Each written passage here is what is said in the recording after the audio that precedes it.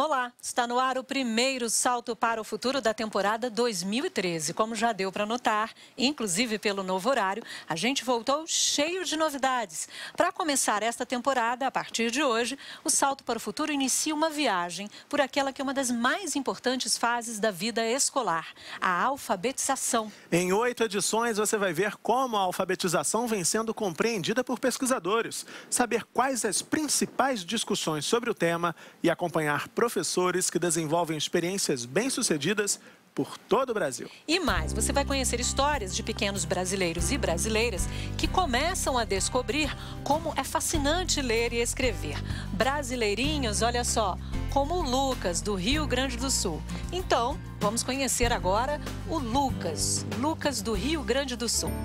Quando você aprender a ler, você vai querer ler o quê? Ler dicionário. Sim. Quer ler o dicionário. O que tem no dicionário? Coisa pra ver. Bárbara, se o Lucas quer conhecer o dicionário, a Ariane, de Pernambuco, se mostrou encantada pelas mudanças vividas por quem passa pela escola. Vamos ver a Ariane? Diga lá, Ariane. Tem gente que não sabe ler, aprende. Escrever, aprende. Aprende um bocado de coisa. É verdade, Ariane, aprende mesmo um bocado de coisa. É por isso que uma colega sua de Minas Gerais, a Jamile, não esconde que acha o máximo saber ler. Vamos conhecer a Jamile. Quando a gente lê, a gente conhece palavras novas, consegue interpretar melhor, ler as palavras corretamente e pronunciar corretamente. Uma série de aprendizagens que também fazem parte da vida do Zulaê, do Mato Grosso do Sul. Olha só o que ele estava fazendo quando a gente chegou à escola. Escrevendo um texto. Você quer ler um pouquinho do texto? Pode ler. Certo dia, um peixinho chamado Vermelho queria ir na casa de seu amigo. Brincar, ele foi falar com a mãe dele. Deixou ele ir. Ele se despediu da mãe dele e foi embora. Bom ver o Zulaê lendo assim, né? Mas para que mais crianças possam aprender a ler e a escrever, o processo de alfabetização vem passando por mudanças. Mudanças que também atingiram o currículo desta etapa da escolarização. Esse é um dos temas do Salto para o Futuro de hoje e você vai ver também. O Salto mostra para você o mapa do ciclo de alfabetização nos municípios brasileiros. Num primeiro mapeamento, eu poderia te dizer que 65% dos municípios brasileiros estão acreditando em implantar o ciclo da alfabetização. Você sabe o que é direito de aprender? Um direito de toda criança? Não se discute se ela vai aprender ou não. Ela tem que aprender. Em Campo Grande, capital do Mato Grosso do Sul, conheça uma escola em que os espaços alfabetizadores fazem a diferença. Nós criamos todo um ambiente de encantamento, criamos um ambiente também assim, de argumentos para que eles possam produzir o seu texto, ou numa leitura de um texto prévio. Qual o papel do gestor escolar para a aprendizagem dos alunos? Não basta ele ser um gestor administrativo, é importante que ele tenha conhecimento do pedagógico. Na escola, a professora Adélia Lutz, veja como a participação da comunidade tem impactos na aprendizagem. É uma forma de nós, pais, também estarmos contribuindo para a educação e o crescimento dos nossos filhos. E você vai ver também. Na Escola Poeta Solano Trindade, Itatame é lugar de esporte e é também lugar de leitura. Seja bem-vindo ao primeiro Salto para o Futuro de 2013. Um programa da TV Escola, o canal da educação.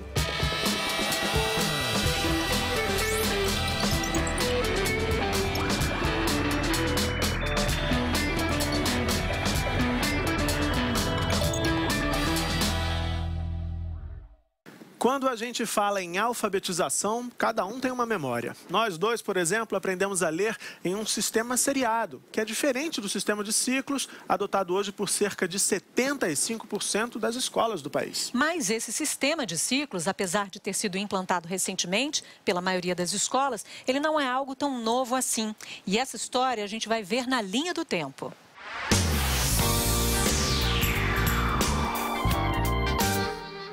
O conceito de escola ciclada é bastante amplo e, no Brasil, ao longo do tempo, já teve diversas interpretações. No entanto, todas as vertentes que utilizaram a concepção de escola em ciclos apresentavam algumas propostas em comum. Romper com o pensamento da escola seriada e com a ideia de reprovação, apostando que com essas medidas a escola seria um ambiente mais democrático e menos seletivo. Essas preocupações já aparecem na década de 30, na Reforma Francisco Campos, e permanecem em pauta na década de 40, na Reforma Capanema. Mas nas duas propostas, o termo era utilizado para nomear o agrupamento dos anos de estudo. Os ciclos só passam a significar não retenção em 1984, com a implantação do ciclo básico de alfabetização na rede estadual de São Paulo. A partir dos anos 90, diferentes nomenclaturas de escola em ciclos foram implantadas em redes estaduais e municipais do país.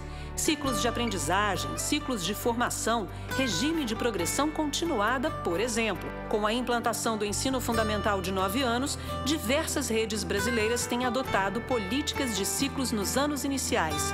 E em muitos municípios, os 3 primeiros anos do ensino fundamental passam a compor o ciclo de alfabetização.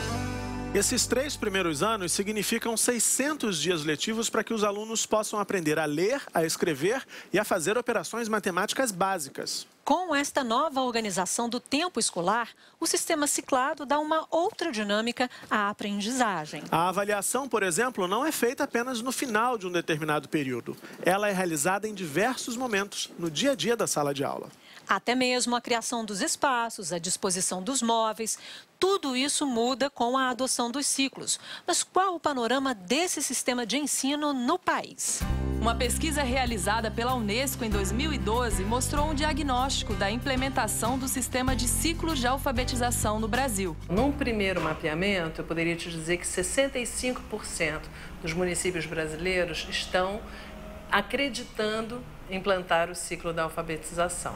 Além do entendimento sobre o que é o ciclo de alfabetização, existem outros fatores que são fundamentais para que essa forma de organizar os processos de ensino e de aprendizagem seja consolidada. E aí a gente pergunta, você fez alguma adaptação no seu espaço físico, nos materiais, você comprou coisa, você adquiriu brinquedo, você fez alguma coisa, adquiriu livros e a resposta foi 30% responde que não.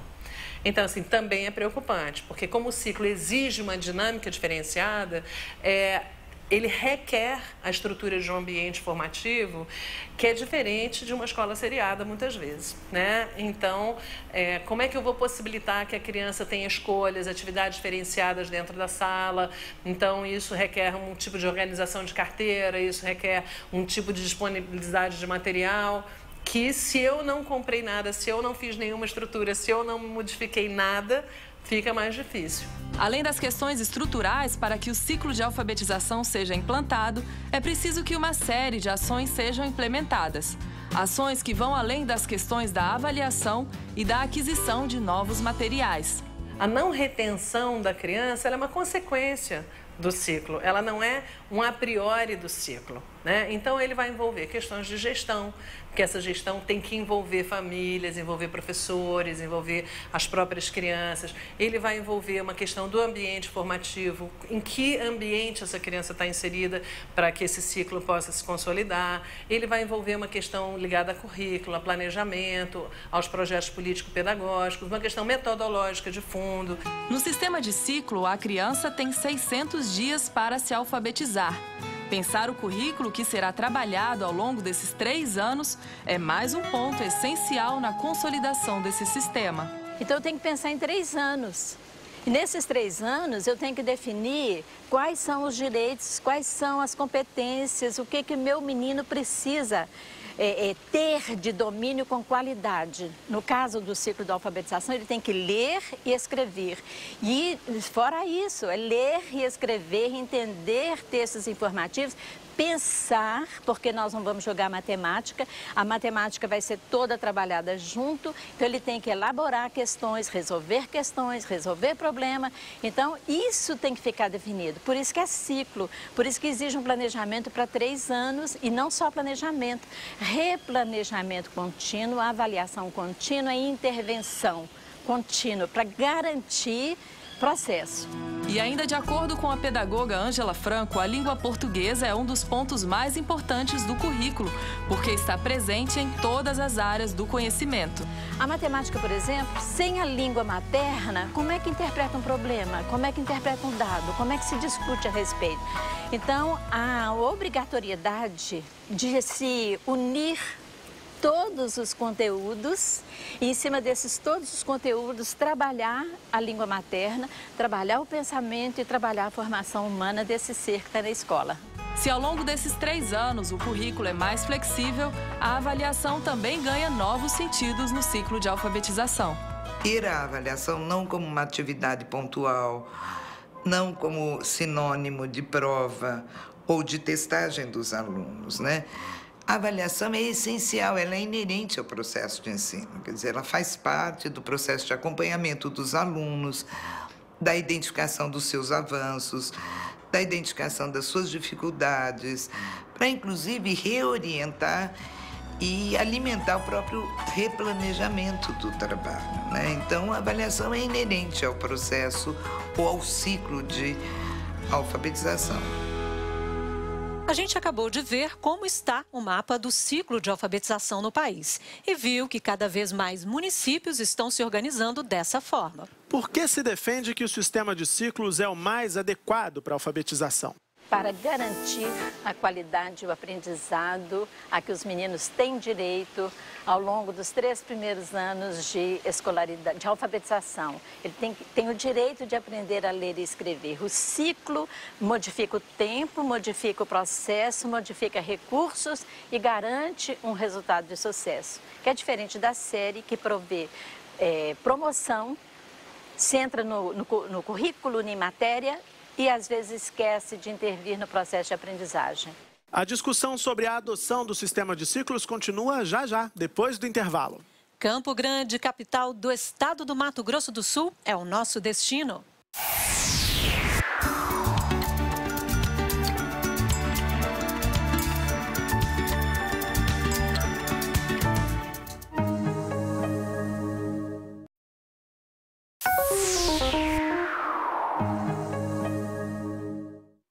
O segundo bloco do Salto para o Futuro começa agora e o nosso assunto é o direito de aprender. Nossa equipe foi ouvir pesquisadoras sobre este tema e descobriu que não existe educação de qualidade se este direito não for respeitado. Veja na reportagem. Toda criança tem o direito de aprender. Esse é um preceito definido pela legislação brasileira e sobre ele não cabem questionamentos. Quando a gente estabelece que a infância brasileira, que a adolescência brasileira, que a juventude brasileira ela tem o direito de aprender na escola.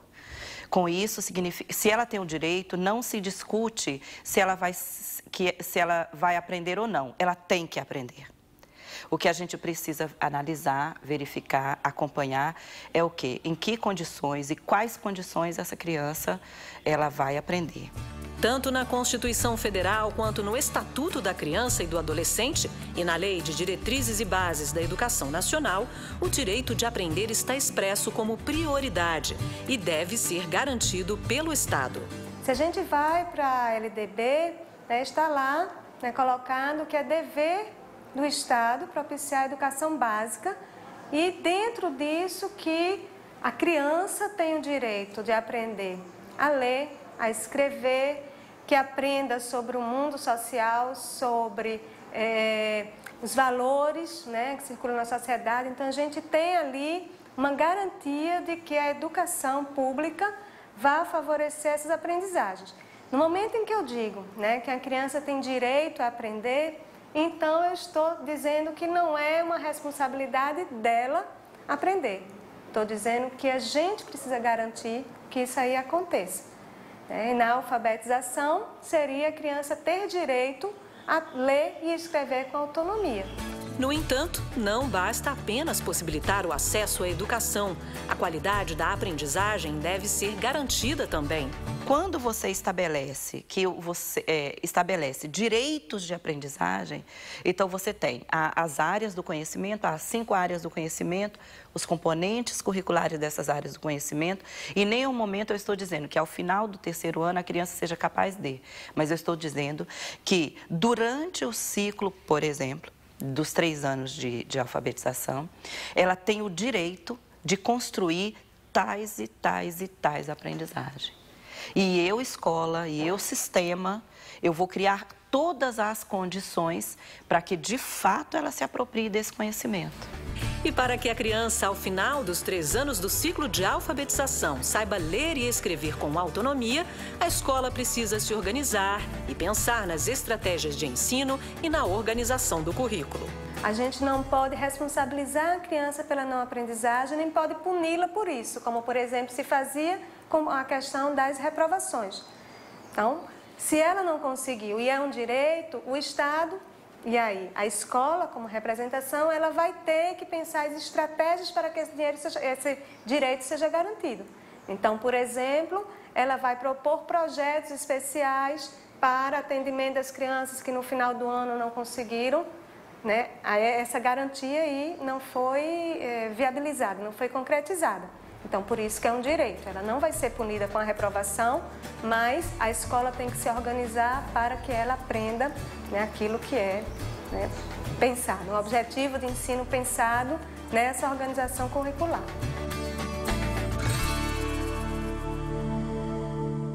Bárbara, além de tudo isso que a professora Thelma Ferraz disse, tem um outro ponto muito importante, a organização do currículo. Qual é o papel do currículo na garantia do direito à aprendizagem? O currículo, como uma invenção pedagógica, ele tem o papel de selecionar, organizar,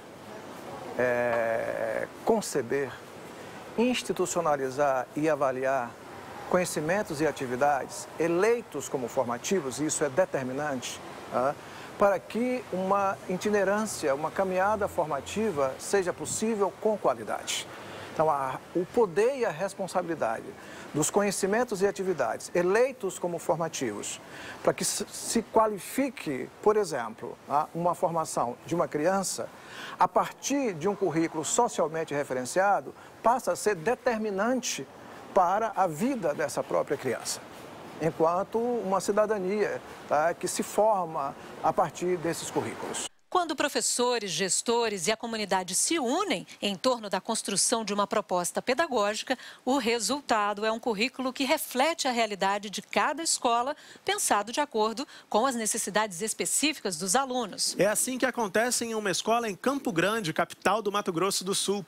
Lá estudam 600 alunos em tempo integral, que também participam de atividades curriculares complementares nas áreas de artes, línguas e educação física. A repórter Camila Nin esteve lá para saber como professores, pais e direção estão todos juntos escrevendo essa história de participação. Uma escola de tempo integral com um lema na ponta da língua de pais, professores e direção. Fazer da parceria um meio de garantir a aprendizagem da garotada. Essa é a história da Escola Municipal Iracema Maria Vicente, que fica na cidade de Campo Grande, no Mato Grosso do Sul. Você gosta da escola? Por quê? Porque ela é legal pra gente aprender. Você gosta da escola? Gosto. Por quê? Porque ela nos ajuda a aprender muito. Nós temos um projeto aqui que se chama Eu Atinjo Minhas Metas. Então a família, ela auxilia em casa e coloca as metas. Como que ela pode auxiliar a criança em casa e qual que é a parte aqui da escola. Então nós dividimos essa responsabilidade também com a família. É um trabalho bem cooperativa entre família e escola, a dinâmica deles trabalhar é bem diferenciado, bem legal. A Escola Municipal Iracema Maria Vicente foi pensada a partir da proposta do educador Pedro Demo, que defende a presença da pesquisa como base da educação escolar. E ele foi convidado pela secretária de Educação a dar uma consultoria na Secretaria Municipal de Educação de Campo Grande. Então, a partir de então, eles pensaram no prédio, na arquitetura do prédio, como abrigar uma criança que ficasse de tempo integral nessa escola por 9 horas e meia. E o que precisaria ter para que essa criança aprendesse bem nesse ambiente onde a mãe deixa seu filho 9 horas e meia e vai trabalhar. Maria de Fátima é professora há 20 anos e na Escola Municipal Iracema Maria Vicente, ela dá aula há 4 anos. 2 anos atrás, ela criou uma oficina de produção textual. Só o Zulaê que vai olhar o que tem na caixa. Ninguém pode levantar do lugar, né? Sentou. Nós criamos todo um ambiente de encantamento, criamos um ambiente também assim de argumentos para que eles possam produzir o seu texto, ou numa leitura de um texto prévio, ou também de ouvir um áudio de uma música ou de um poema, porque são vários temas. Cada oficina tem um tema. A oficina de hoje, por exemplo, foi o peixinho e o gato, né? E aí nós trazemos também outras coisas, né? Hoje foi a grande surpresa, que é o peixinho, né? Mas temos outras, né? Cada tema nós temos surpresas. Então, o legal da oficina é isso, que o final, a leitura, a escrita acontece no final, mas antes disso tem todo um processo de encantamento para que eles possam escrever e escrever bem. Agora nós vamos escrever a história do peixinho vermelho e o que será que aconteceu no final. Ninguém conhece o final ainda. Vamos imaginar e vamos escrever. Podem começar. O que é determinante para que o aluno consiga se alfabetizar? Olha, eu acredito que o que é determinante é o trabalho da escola e junto com a parceria da família, porque a escola, ela busca meios, ela busca, né, outras formas com que o aluno possa cada vez mais ir melhorando, e a nossa escola tem essa proposta, que é a proposta da pesquisa, a proposta da escrita, porque dentro da nossa proposta, nenhum aluno a menos, né, então nós temos esse objetivo. Objetivo que começou a ser desenhado a partir da construção do currículo. Ele foi pensado num currículo com muitos princípios, que a criança vai interagir com as tecnologias, então ela tem uma fluência tecnológica, que ele tenha uma inserção crítica na realidade, trabalhar esse currículo, o entorno da escola, como é que é esse bairro, por que ele é assim, fazer a criança pensar sobre a vida dela, aonde ela está inserida. Ainda na capital sul-matogrossense, nossa equipe visitou outra escola, a Nazira Anache. No dia da nossa visita, a professora Maria Dionete de Souza planejou uma aula a partir de uma música muito querida pela garotada. Além da aula embalada por Aquarela, de Toquinho e Vinícius de Moraes, os alunos também nos mostraram como é o programa de rádio da escola. E a partir de agora, você é nosso convidado para entrar nas ondas da Rádio Recreio.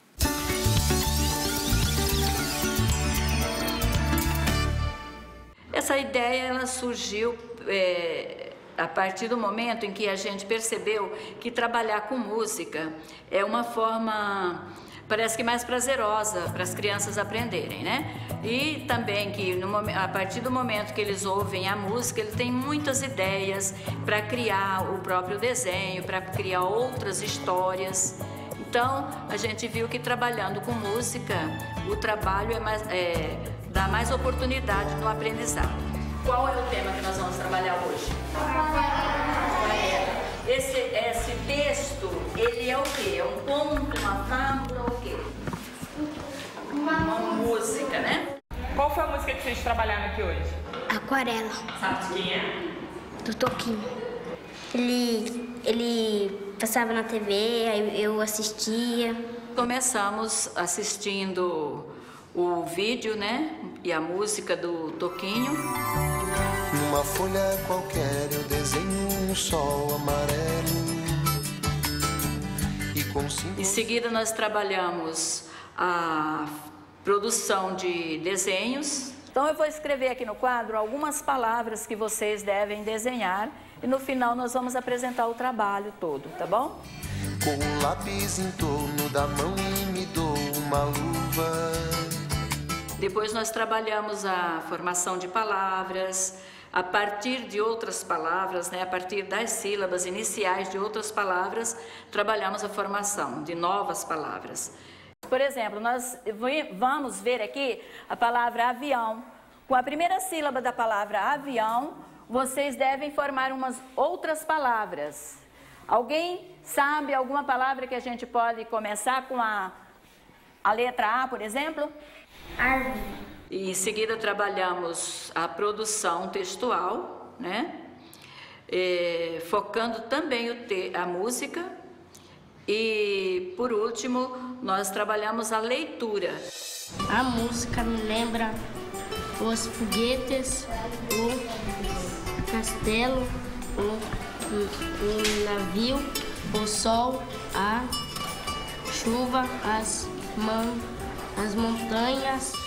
Agora que vocês já terminaram de fazer o trabalho, o monitor Gustavo vai fazer o trabalho de rádio com vocês. Mas antes a gente podia fazer o nosso roteiro que a gente vai dar de recadinho pro pessoal lá em cima, né? O que vocês podiam me sugerir pra gente falar lá pros nossos colegas? Não brigar. Respeitar os professores. Então vamos subir lá pra gente lanchar e colocar a música na rádio pros nossos colegas. Se um pinguinho de tinta cai num pedacinho azul do papel, num instante imagino uma linda gaivota voar no céu. Bom dia, criançada. Estamos aqui iniciando mais um Rádio Recreio com alguns recados. Não joguem lixo no chão. Lanche no refeitório. Coloquem os pratos e canecas nos lugares, certo? Pinto um barco a vela, branco navegando. É tanto céu e mar num beijo azul. E é com a música Aquarela que a gente encerra este segundo bloco. Mas o programa não acabou, não. Depois do intervalo, vamos a São Bento do Sul, em Santa Catarina, conhecer a Escola Municipal Professora Adélia Lutz. E as coisas aqui começaram a mudar, sobretudo na alfabetização, a partir do momento que toda a equipe, toda a comunidade passou a fazer parte da gestão escolar. É isso que a gente vai conhecer no In Loco, a partir de agora.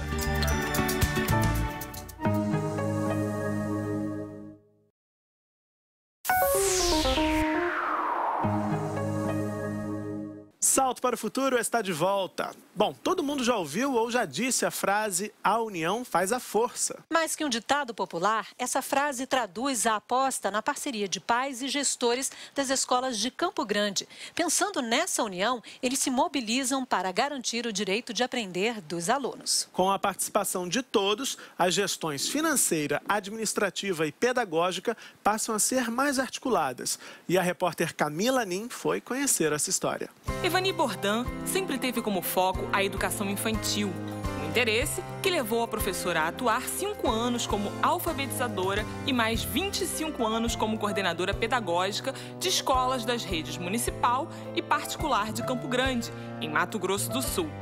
E ela acredita que a gestão da escola é fundamental para garantir condições que favoreçam a aprendizagem dos alunos. Nessa questão do trabalho pedagógico é a questão da melhoria da prática pedagógica do professor. Você melhora quando você investe na formação do professor, quando você investe em recursos, né, pedagógicos, recursos materiais, né, e quando você dá condições para esse professor ter condições de sala de aula, trabalhar de uma forma em termos de quantitativo de sala de aula também. Quando se fala em gestão, outro aspecto pode influenciar os processos pedagógicos, como o financeiro, por exemplo. O financeiro ele tem que trabalhar em função do pedagógico, né? Então a escola, a razão de ser da escola é a questão do pedagógico. Então, o financeiro ele tem que propiciar condições para que o trabalho pedagógico aconteça. Para Rosângela Estrada, técnica da Secretaria Municipal de Educação de Campo Grande, a gestão precisa ser um processo democrático do qual todos devem participar.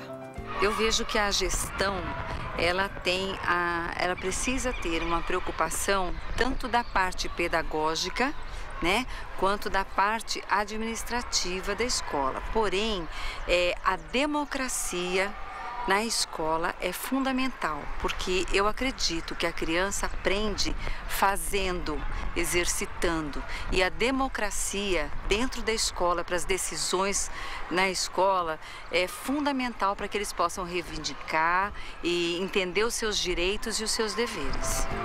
Com 30 anos de experiência, depois de passar por todas as situações que só quem atua no cotidiano das escolas conhece, Evanir é taxativa. Para ser um bom gestor, é preciso estar atento aos diferentes aspectos que envolvem os processos de ensino e de aprendizagem. Porque não basta ele ser um gestor administrativo, é importante que ele tenha conhecimento do pedagógico, né? Porque ele responde pela escola, então ele tem que ter um conhecimento de toda a parte pedagógica, dos planejamentos dos professores, daquilo que está sendo trabalhado, né?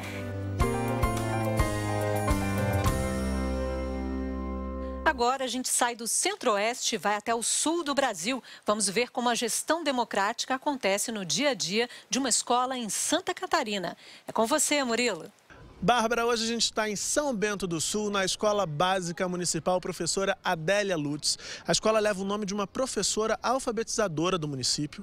Tem 35 anos essa escola e as coisas aqui começaram a mudar, sobretudo na alfabetização, a partir do momento que toda a equipe, toda a comunidade passou a fazer parte da gestão escolar. É isso que a gente vai conhecer no In Loco a partir de agora. Reunião de pais? Que nada! Esse grupo está acostumado a participar ativamente da gestão da escola. Um pai e algumas mães que acreditam que, acompanhando de perto o que acontece no ambiente escolar, podem contribuir mais para o processo de aprendizagem de seus filhos. A educação é tudo na vida, né? É importante, isso faz parte, né, dos pais. Está sempre presente, né? A gestão democrática é uma realidade na escola desde 2007. Tatiane assumiu a direção em 2009 e me contou que vem trabalhando para tornar cada vez maior a participação de todos na condução da escola. E como é que a comunidade participa do cotidiano da escola e do processo de tomada de decisões aqui? No início de todo esse processo, era um participar aos poucos, mas em reuniões, assembleias, em chamados coletivos e individuais. E hoje isso acontece de forma natural, por intermédio do Conselho Escolar, da PP e da comunidade num todo, que vem à escola, conversa, dialoga em qualquer situação do dia a dia. Co-gestores, os pais só veem benefícios quando o assunto é essa maior proximidade com o dia a dia da escola. Na minha visão, é uma forma de nós pais também estarmos contribuindo para a educação e o crescimento dos nossos filhos. A partir do momento que a escola abre as portas para os pais participarem, eu acredito que estou ajudando também o meu filho a ter um futuro melhor, decidindo junto com a escola e possibilitando que ele tenha mais conhecimento lá na frente. Eu acho que é excelente, né? Porque os pais têm livre acesso, né? A gente pode chegar e expor o problema, expor sugestões que os professores, a secretaria está sempre disposto a ouvir. A escola fica no bairro Cruzeiro. Tem 624 alunos em regime regular. Desses, 148 estudam em período integral. Atualmente, são 5 turmas de alfabetização.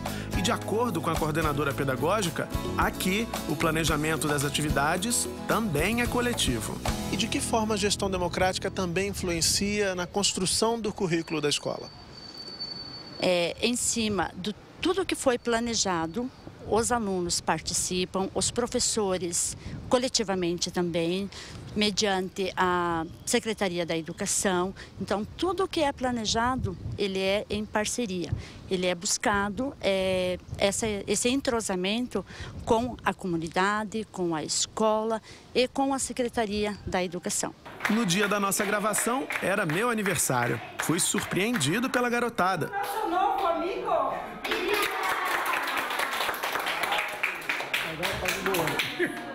Depois da surpresa, o grupo voltou as atenções para uma atividade com um objetivo bem claro. Para não deixar a torneira pingando e a torneira para lembrar que para a gente cuidar da água. Essa é a sala da turma do primeiro ano. Aqui, o desafio é um jogo que envolve conhecimentos matemáticos. Primeiro, era preciso escrever o nome da brincadeira no quadro.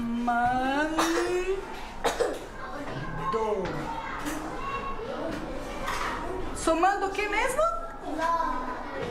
Só falta o tio. Tem tio na palavra somando? Não. depois, a gurizada partiu para as somas. Foi quando eu conheci o pequeno Lucas. Você está aprendendo a ler e escrever? Mais ou menos. É difícil? Pouquinho. Também foi no primeiro ano que encontrei Maria Eduarda. E você acha que ler é uma coisa legal para a vida da gente? É muito legal. Por quê? Porque nós podemos ajudar os amigos a aprender também. Ah, porque você tem amiguinhos que ainda não sabem ler e escrever, né? É, a maioria. Aí como é que você faz para ajudá-los? Eu ajudo eles a juntar as letras, que nem a professora fazia lá na Cantinho do Céu. Enquanto Maria Eduarda ajuda os amigos a juntar letras, Tatiane, a diretora, acredita que o desafio maior é juntar esforços. Envolvendo as famílias, a diretora conta que a escola tem experimentado muitos avanços. Nesses 4 anos, qual o principal ganho, a principal contribuição que essa tomada coletiva de decisões trouxe para o cotidiano de quem estuda aqui, de quem trabalha aqui também? A credibilidade da comunidade, né? Hoje nós conseguimos desenvolver um trabalho efetivo dentro do contexto escolar, pela parceria dos pais, mas a gente acredita que pelo fato deles terem acreditado no nosso trabalho e terem percebido essa qualidade, não apenas nos índices municipais, né, e nacionais, mas efetivamente no processo que a criança está apresentando. Qual foi o principal ganho que essa relação mais estreita com os pais, com a comunidade, trouxe para o cotidiano aqui da escola, para a vivência dos alunos aqui dentro? Com certeza foi a alfabetização desses alunos. Buscando assim, a família, a partir do momento que ela está entrosada com a escola, ela cobra mais dos filhos e mais ainda da unidade escolar. Quando a sua mãe soube que você já estava aprendendo a ler, que já estava lendo, como é que ela ficou? Eu não contei pra ela, eu queria fazer um segredo. De um dia eu comecei a ler uma historinha pra ela, ela ficou muito feliz comigo. Boa surpresa essa que a Maria Eduarda fez para a própria mãe, não foi, Murilo? Muito, muito legal. E é legal também ver o entusiasmo que ela e a turma têm com a leitura e a escrita. Um entusiasmo que muitas crianças da mesma faixa etária da Maria Eduarda têm em uma outra escola que fica a alguns milhares de quilômetros da escola Adélia Lutz. Exatamente. Essa outra escola fica em Recife e tem o nome de um poeta da cidade. É o poeta Solano Trindade, que tem uma obra marcada pela luta em favor da igualdade racial. Eu fui até lá e veja só como foi. Uma escola que tem o nome de um poeta que tem na sua história a marca da luta. Uma marca que inspirou direção, coordenação pedagógica, professores e comunidade a ir em busca de suas conquistas. A Escola Poeta Solano Trindade é resultado do desmembramento de uma outra escola do município. Para essa casa, que foi adaptada, vieram vários alunos e com eles vários desafios. O primeiro, a necessidade do reconhecimento do próprio nome. Então, a primeira conquista era se organizar como comunidade, como equipe e ver quais são as prioridades. E a maior prioridade seria a conquista de um nome. E um dos projetos foi do poeta Solano Trindade, né? Um poeta negro, né, que trabalha toda essa questão do brincar com a palavra, com a cultura, né, e encantou toda a comunidade. Solano Trindade encantou muita gente por meio da poesia e de outras artes. Foi teatrólogo, ator, artista plástico e cineasta. Idealizador do primeiro Congresso Afro-Brasileiro, realizado em 1943 em Recife, foi também uma liderança na defesa dos direitos da população negra brasileira. Não é à toa que a história dele se confunde com a história da própria escola, que, segundo a diretora, busca envolver a comunidade em todas as ações para garantir aos meninos e meninas o direito de aprender. O que significa direito de aprender para você, Rose? Direito de aprender iniciando desde o nascimento, né? A escolaridade começa desde cedo. E a criança ela é sempre conduzida a uma unidade escolar. E ela entrando na nossa unidade escolar, ela entra com pleno direito de ela ser estimulada de todas as possibilidades, né? Que a gente possa perceber quais são as suas melhores habilidades, que a gente possa explorar e garantir esse direito à criança à aprendizagem. E esse direito passa pela construção do projeto político-pedagógico e do currículo. Documentos que embasam as ações da escola e que também resultaram de muito diálogo. um diálogo que todos fazem questão de ressaltar. Quando coletivamente define os conteúdos, a gente tenta assim contemplar não apenas o conhecimento formal, né, adquirido ao longo dos anos, ao longo do tempo, mas também toda a questão cultural e assim as competências necessárias para que se possa atuar num mundo como o nosso, como o de hoje, com tanta complexidade. Um currículo que prevê também atividades lúdicas e esportivas. Na Escola Poeta Solano Trindade, o tatame é lugar de esporte e é também lugar de leitura. Uma vez por semana, os professores trazem os alunos para ouvir e contar histórias. O tatame da leitura ele surgiu da necessidade da gente ter um momento de leitura prazerosa, a leitura de leite mesmo, que a gente não tinha esse espaço, né? É uma escola pequena, então a gente queria um momento para que eles tivessem essa leitura, já que nós temos o tatame na escola. Resolvemos, não a reunião do projeto político-pedagógico, foi uma ação que surgiu na reunião do PPP. Nós estávamos procurando alguma alternativa para que a leitura fosse vivenciada na escola de uma forma diferente, não fosse em sala de aula, já que todas as atividades, né, ou a maior parte delas, são em sala de aula. A gente queria uma leitura como um momento que você viu mesmo, essa coisa que cada um escolhe seu livro, cada qual tem acesso ao livro que escolher, não existe limite, você vai ler esse ou você vai ler aquele. Cada qual escolhe o livro que vai fazer a leitura. O que vocês estão fazendo aqui? Lendo, praticando e praticando a leitura para melhorar. Eu gosto de ler várias coisas. O que, por exemplo? Esse livro daqui, qual é o nome mesmo? Pingo de Chuva, Dragão. Muita coisa. Hoje em dia está melhorando e passa por ali outra estrada larga, moderna.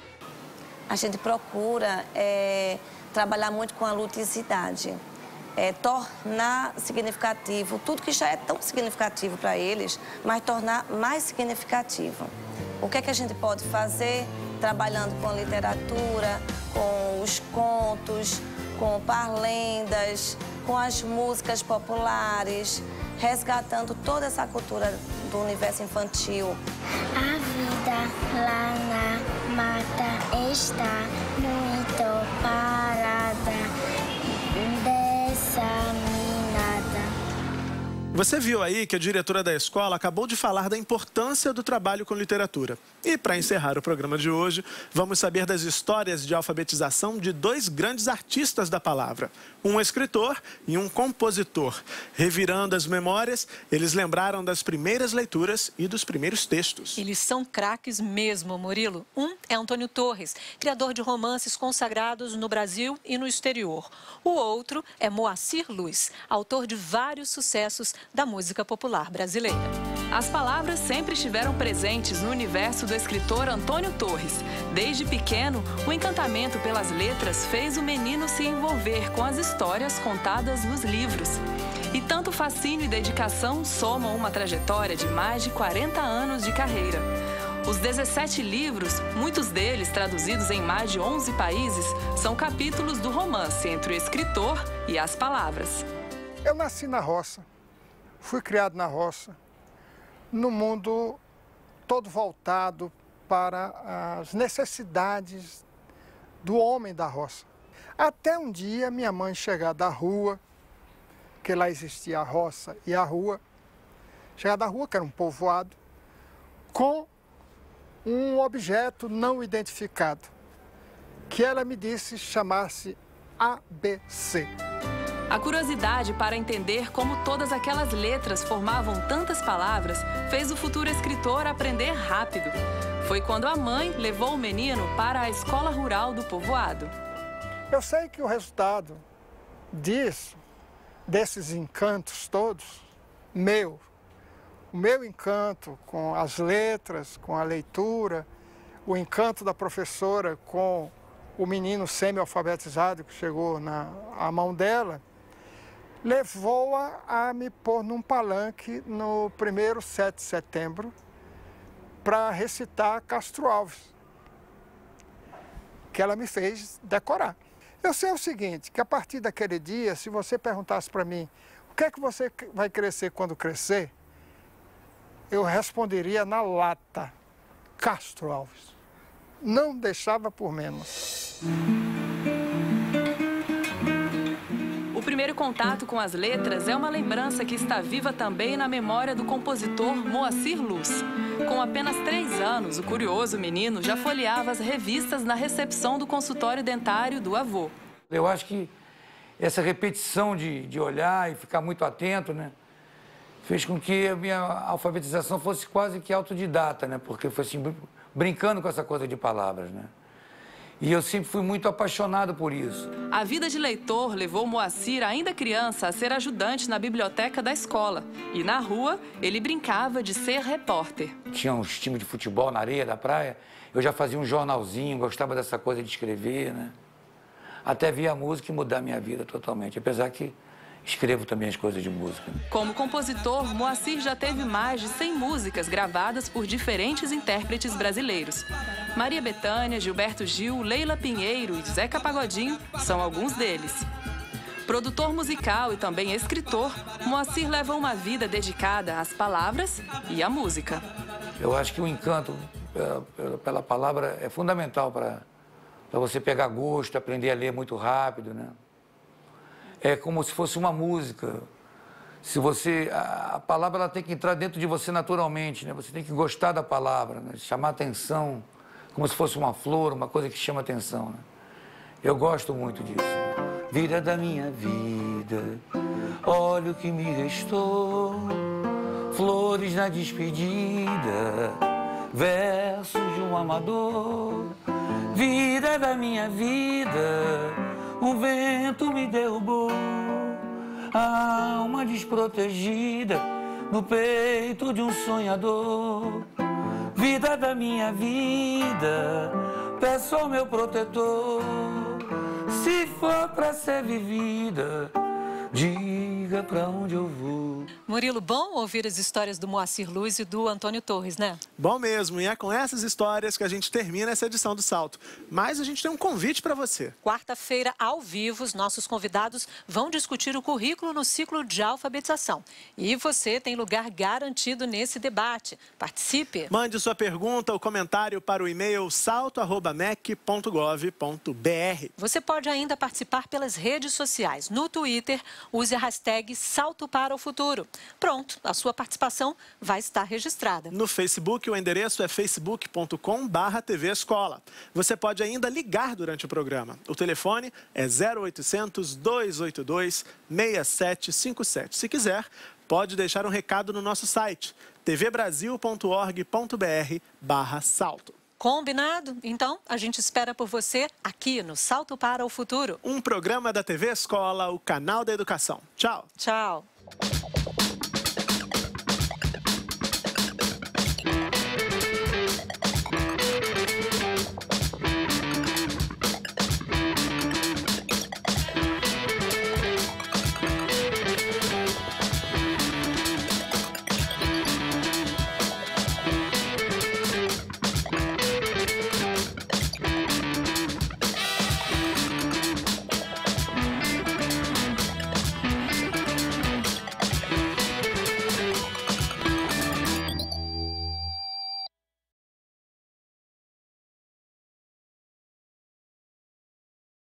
Oi, tudo bom? Seja muito bem-vindo ao primeiro debate ao vivo do Salto para o Futuro em 2013. A alfabetização é o nosso tema nesse início de temporada. Hoje vamos falar sobre o currículo nos 3 primeiros anos do ensino fundamental. Esses 3 anos, como você viu no programa de segunda-feira, correspondem ao ciclo de alfabetização. O currículo desta etapa da formação vem passando por transformações e é disso que vamos falar a partir de agora. Está no ar o Salto para o Futuro, um programa da TV Escola, o canal da educação.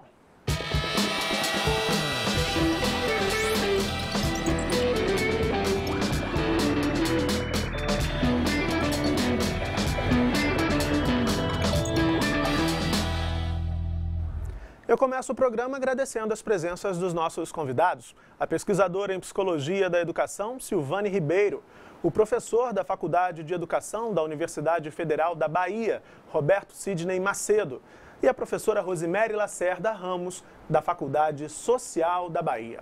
Bom, você lembra do Mosaico? Aquele quadro em que 4 pesquisadores respondem a pergunta da semana? Pois é, a gente começa o debate com ele. Perguntamos quais elementos na escola estruturam um currículo organizado por direito de aprendizagem.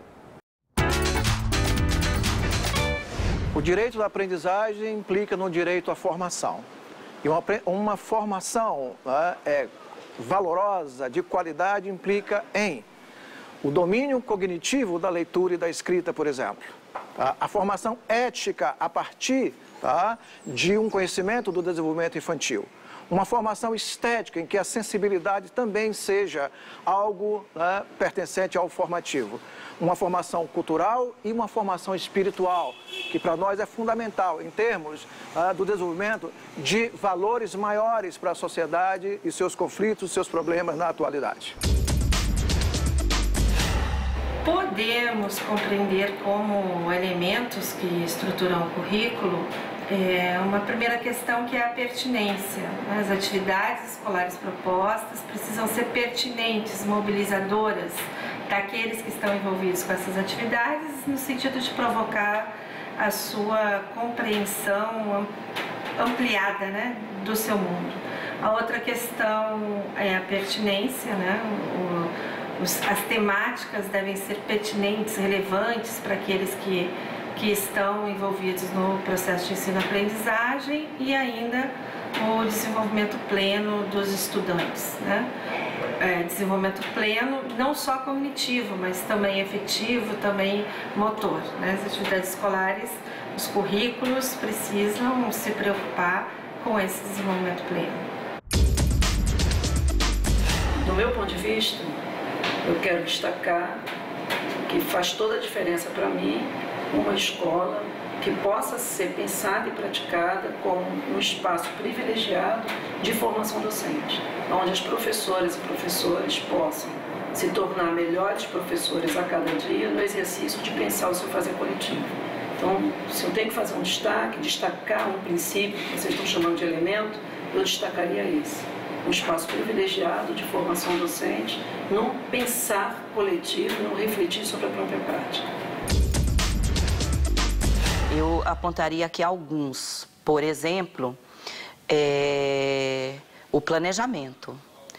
Você ter um projeto de trabalho estruturado, um plano de trabalho estruturado é fundamental. Uma outra questão também, você assegurar que os seus instrumentos e procedimentos de avaliação destas aprendizagens, eles garantam a inclusão dessa infância, dessa adolescência, nesse direito de aprender. Eu apontaria também, por exemplo, os materiais didáticos. Uma outra questão também importante, que é estruturante, é a organização dos tempos e dos espaços dentro da escola. Dentro disso também que é estruturante, e que pode soar absurdo, mas não é na realidade brasileira, é assegurar o mínimo das 4 horas de efetivo trabalho escolar para essas crianças e o mínimo dos 200 dias letivos. Bom, agora a gente amplia esse debate. Quero ouvir você, Rosemary. Quais elementos na escola estruturam o currículo organizado por direito à aprendizagem? Na verdade, quando falamos desses elementos, prioritariamente trabalhamos com o conceito de aprendizagem, estamos falando da concepção do tempo que se destina para o desenvolvimento dessa prática, estamos falando também do desenho pedagógico, do modus operandi como essa escola vai desenvolver suas aulas, o trabalho com as suas crianças. Estamos falando também de um processo de uma infraestrutura adequada que possa abarcar e acolher as experiências que serão desenvolvidas com essas crianças, sempre pensando numa perspectiva de qualidade nesse processo de aprendizagem. E, além disso, falamos dos sujeitos do processo, né? Que fazem parte dessa escola, fazem parte desse currículo, que tanto é o discente, quanto é o docente, quanto todos os gestores que estão por perto, dão suporte e favorecem com que a experiência aconteça. Bom, vou pular o Roberto, que a gente acabou de vê-lo ali no Mosaico. Quero ouvir a opinião da Silvânia, mesma questão. Quais elementos na escola estruturam a construção de um currículo organizado por direito de aprendizagem? Bom, eu endosso a fala de Rosemary, da professora Rosemary, né? E acho que também dentro desse currículo não pode faltar o direito da criança em brincar, né? Porque é ainda uma criança, né? Então essa relação entre afetividade, cognição e ludicidade, ela é imprescindível nessa estrutturação curricular. Se você quiser falar com os nossos convidados, já dá para mandar a sua pergunta. No Facebook, publique sua mensagem no endereço facebook.com/tvescola. Se você usa o Twitter, envie seu comentário usando a hashtag Salto para o Futuro, assim, desse jeitinho, tudo junto. Você também pode mandar perguntas pelo e-mail salto@mec.gov.br. Quer participar por telefone e falar ao vivo com a gente? Não tem problema não. O número é 0800-282-6757. É até um prazer ouvir você aqui no Salto. Roberto, vamos falar um pouquinho mais então dessa questão do direito de aprender, né? Quais as mudanças que a compreensão da aprendizagem como um direito traz, exige da postura do Estado especificamente?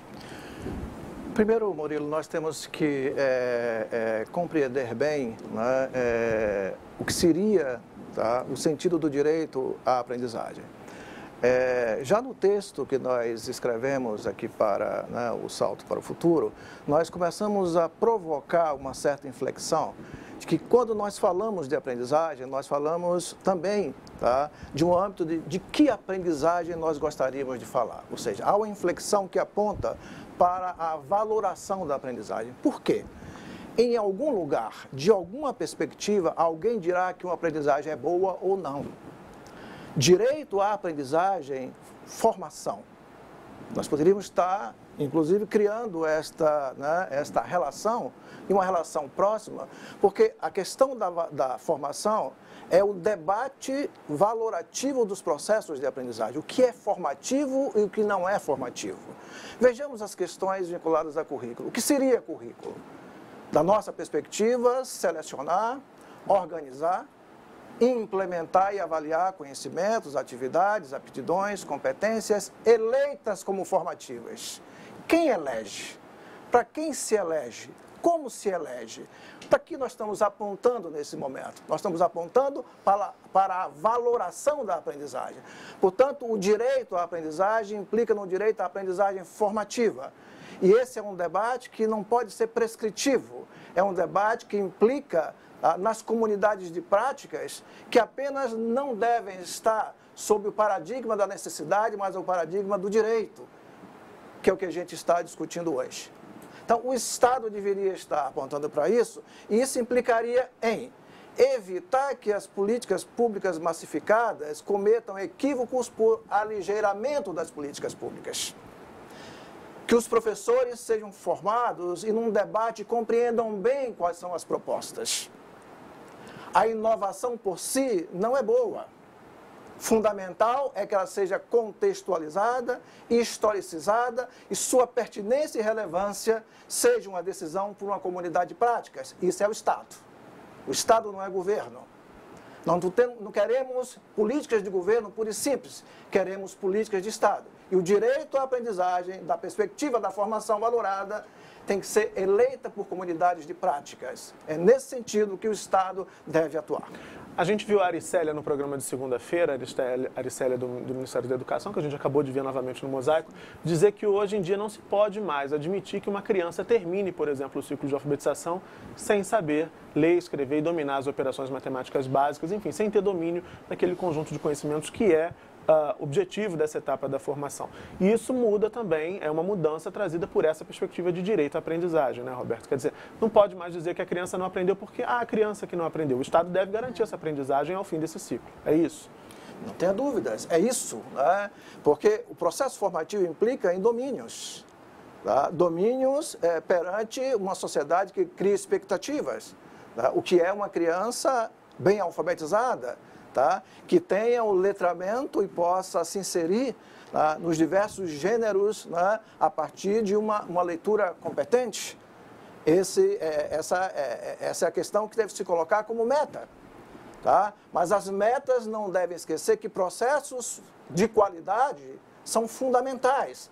Senão, números não nos dizem nada. Nós sabemos, por exemplo, que os números de matrícula nos dizem, a escola está ótima. Mas quando nós vamos olhar para a qualidade, essas metas não significaram absolutamente nada. Que nós sejamos capazes de ter a dignidade de dizer, atingimos metas de crianças cognitivamente bem alfabetizadas, eticamente bem alfabetizadas, esteticamente bem alfabetizadas, que façam uma leitura de mundo crítica, inserida na sua cultura, nos processos políticos da sua vida. Isso é formação, com qualidade. Bater metas, atingir metas, números, tá? As estatísticas, se elas não forem qualitativamente legitimadas, elas não têm qualquer valor. Rosemary, você é autora de um dos textos que estão disponíveis no site do Salto para o Futuro. Aliás, fica a dica para quem está nos assistindo, poder acessar esses textos se ainda não tiver feito isso. E esse texto tem uma pergunta que eu me apropriei dela e vou te fazer agora já nessa segunda participação aqui no programa de hoje. Você diz o seguinte: se a aprendizagem é inerente ao ser humano, um direito inalienável e fundamental, que por sua própria natureza biopsicossocial é impossível de ser cerceado, não seria um contrassenso defender o direito a aprender? É uma provocação, claro. É uma provocação. Também foi uma provocação do texto. Na verdade, é uma característica das sociedades atuais, né? Assegurar o direito a algo significa reconhecer que ele foi absolutamente usurpado. E quando nós estamos falando de assegurar o direito a aprender, considerando que a aprendizagem é algo inerente ao ser humano, eu acho que beiramos uma situação que é inadmissível, porque não se pode cercear esse direito de alguém. Então, por que assegurá-lo, né? Mas quando nós falamos do processo de aprendizagem não espontâneo apenas, que faz parte da vida da criança ou do jovem, estamos falando de um processo de escolarização, e quando reconhecemos as situações de vulnerabilidade em que muitos dos nossos jovens se encontram e as estruturas em que às vezes as nossas escolas enfrentam para oferecer uma educação de qualidade, nós aí temos que assegurar isso que está posto no âmbito da escolarização. Então, o que seria um contrassenso acaba sendo um fato. Não deveríamos ter que assegurar o direito de alguém aprender, porque isso é legítimo e já deveria existir per si. E aí nós entramos no eixo, numa situação delicada, né? Que é uma discussão muito atual do porquê que as crianças não aprendem. E há uma transferência de a infraestrutura não é boa, a responsabilidade é do professor, o problema é o currículo. Na verdade, é uma passagem, uma transferência de responsabilidades, e nas discussões que nós participamos, há sempre uma grande questão que fica: e a aprendizagem da criança, né? Eu brinco muito com alguns alunos meus nos cursos de educação, de que eu digo assim, às vezes nós não podemos nos permitir considerar nossa tarefa enquanto docentes exaurida quando a gente diz assim, ensinei os conteúdos. Na verdade, a grande busca do professor deve ser propiciar aprendizagens e aprendizagens significativas. Na verdade, não é nem propiciar as aprendizagens, porque ela é construída pelo sujeito. Seria organizar a escola de um modo, organizar esse currículo, as práticas pedagógicas, esse tempo, com os recursos materiais necessários de um modo que resultassem sempre em aprendizagens que são significativas para a vida desta criança ou deste jovem, né? Silvane, também para você uma pergunta que está presente num dos textos da nossa publicação eletrônica, né? Na verdade, não é uma pergunta. O que você anuncia como foco para o currículo nos 3 anos iniciais do ensino fundamental? Essa é, sim, uma pergunta do texto, mas eu vou acrescentar. Há conteúdos específicos? O Roberto acaba de dizer que a abordagem não deve ser prescritiva, mas essa é uma dúvida muito presente nos professores. A gente viajou às 5 regiões do Brasil, a equipe do Salto, para gravar as reportagens desses programas, e é uma dúvida muito presente no dia a dia dos professores. Como é que eu vou ensinar? O que eu tenho que ensinar para garantir que o aluno chegue ali ao fim do ciclo de alfabetização, alfabetizado, enfim? Há conteúdos específicos para cada ano do ciclo? Como é que o professor pode organizar essa escola aí que acaba de propor a Rosemary? Realmente, Murilo, é uma questão muito recorrente, né, nos cursos de formação, com os nossos alunos em formação em pedagogia, em educação. O currículo ele deve ser um elemento norteador, né, mas ele não é único e absoluto no sentido de que aponte conteúdos específicos. O que se deve ter, em minha opinião, são contemplar as habilidades, competências, isso sim, dar uma estrutura, né? Nesse sentido, o currículo deve estruturar sim, mas até mesmo essas habilidades e competências são construídas, né? Não há sala estanque, não há aluno, cada aluno é um mundo, é um universo. Então, essas habilidades devem existir para acompanhar o professor, para nortear aquele trabalho na sua prática pedagógica. Mas como trouxe o professor Roberto, o currículo também deve estar imbuído em uma discussão mais ampla. Não só das habilidades e competências que vão estar ali trabalhadas em sala de aula, senão, por exemplo, a formação do professor deve estar contemplada nessa discussão aí curricular, né? A inclusão, as dificuldades, os alunos com dificuldade de aprendizagem, então são vários pontos. Agora, voltando à pergunta das habilidades, vemos isso em muitos currículos, em muitas escolas, sim, essa estruturação, essas habilidades e competências, mas falar de conteúdos específicos é muito perigoso. Isso não quer dizer que não deve existir, por exemplo, metas a serem alcançadas. Eu acho que isso deve existir, né? Nessa nova perspectiva de educação no ciclo por 3 anos de alfabetização, eu acho que essas metas são essenciais nesse processo. Por exemplo, o entendimento do princípio alfabético, né, da escritura alfabética, ela deve ser estabelecida no primeiro ano, isso deve estar claro ali. Depois, posteriormente, consolidada dentro dessas práticas, né, de gêneros, de diversos gêneros textuais encontrados na nossa sociedade. Ok. Está no ar, lá no site do Salto para o Futuro, a enquete dessa semana. Você acha que considerar a aprendizagem como um direito traz mudanças para a prática do professor? Sim ou não? Não perca tempo não. Acesse tvbrasil.org.br/salto e dê a sua opinião. No terceiro bloco, vamos saber o resultado. O debate continua daqui a pouco, depois do intervalo. Até já.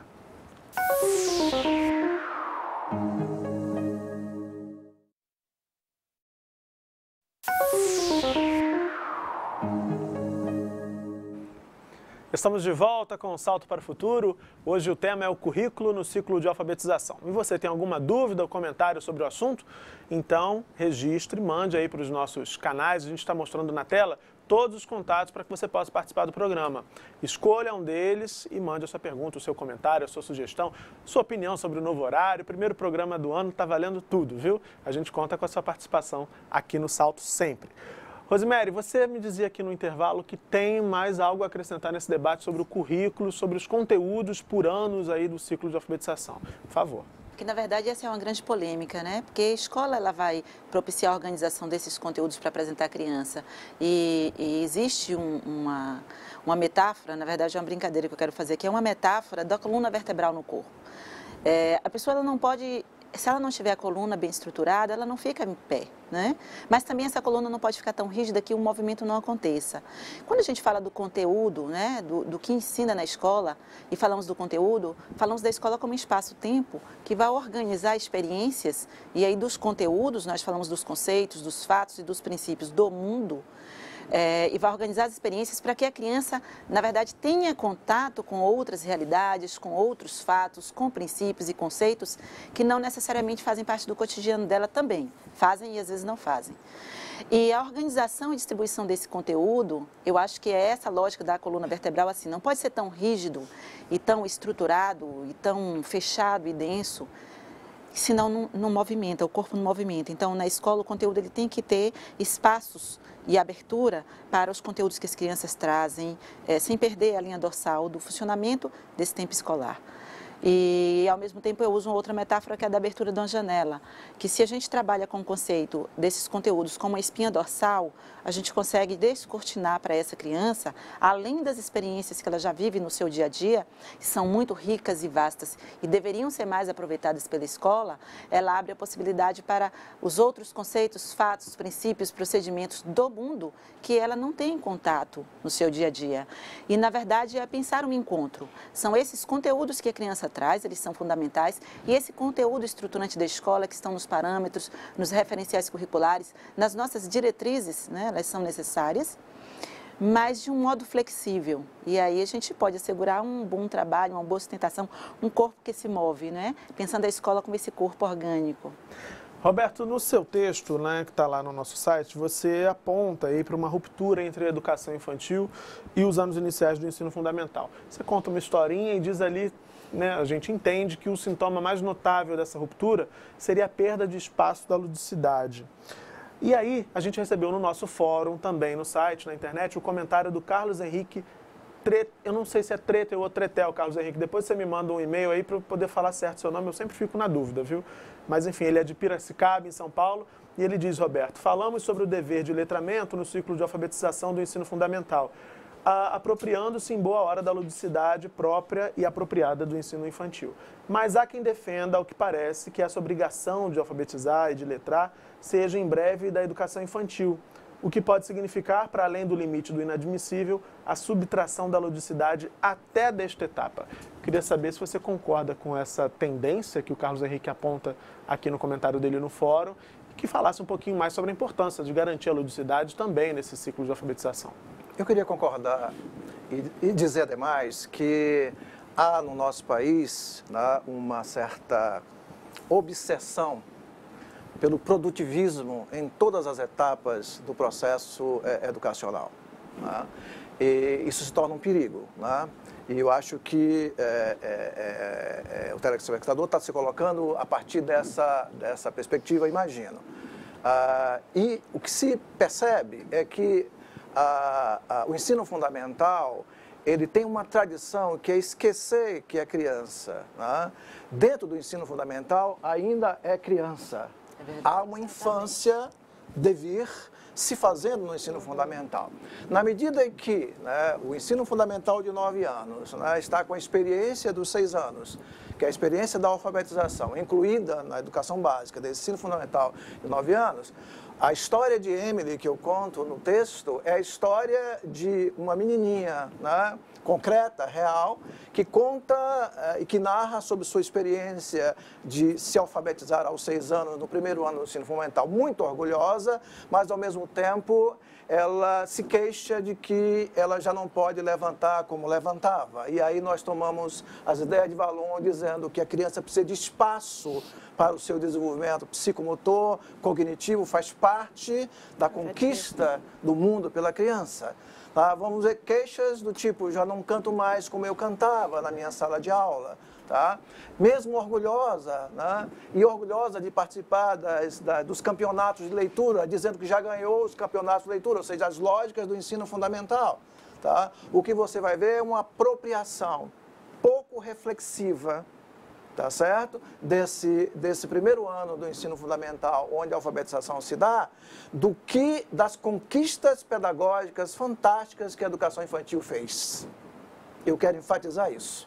Tá certo? Essa, né, transição tem que ser uma transição articulada, em que você não destrua os termos das singularidades, nem do ensino fundamental suas expectativas, e nem da educação infantil e suas expectativas e suas especificidades. Exatamente, para não haver ruptura, né? Não haver ruptura. O que está havendo em algumas experiências é uma colonização da educação infantil, digamos assim, tá? Em relação a partir da tradição do ensino fundamental. Ora, o ciclo, tá, existe para que a gente possa ter o tempo, a temporalidade, tá, da especificidade do ser humano, seja ela biológica, cultural, social, existencial, como possibilidade da conquista, tá, da alfabetização, do letramento. Se a gente esquece dessas coisas, né, essas temporalidades acabam sendo subtraídas com alguns prejuízos, tá, que a gente não sabe onde eles vão chegar. Essa é uma realidade. A questão é a seguinte, falar um pouco mais sobre o ciclo de alfabetização, Silvânia. Porque muitos pais, muitos professores ainda, os professores estão bem mais familiarizados com essa discussão, mas para muitos pais ainda é estranho pensar que agora a alfabetização se dá ao longo de um processo que dura 600 dias letivos. São pais que são da geração anterior, a minha geração, por exemplo, a gente era alfabetizado em 1 ano ou até em menos tempo que isso. Por que se chegou a essa construção de 600 dias? Eu queria, né, só retomar um pouco a fala do professor Roberto, exatamente isso, né? A gente vive nessa sociedade onde se quer cada vez mais que a criança aprenda a ler e escrever com idade mais precoce. Então, assim, meu filho fala com 3 anos, lê muito bem aos 3 anos de idade, ou aos 4 anos ele já domina, né? O que é um equívoco, porque é um espaço para brincar, para se desenvolver plenamente.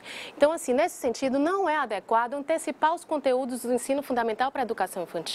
Eles vão ser trabalhados lá, e essa ampliação é exatamente para dar essa inclusão, esse tempo em uma escola que se encontra hoje cada vez mais diversa, cada vez mais que deve ser democrática, né? Respeitar o tempo de cada um. Então, isso não significa que essa criança não vai aprender desde o primeiro ano do ensino fundamental.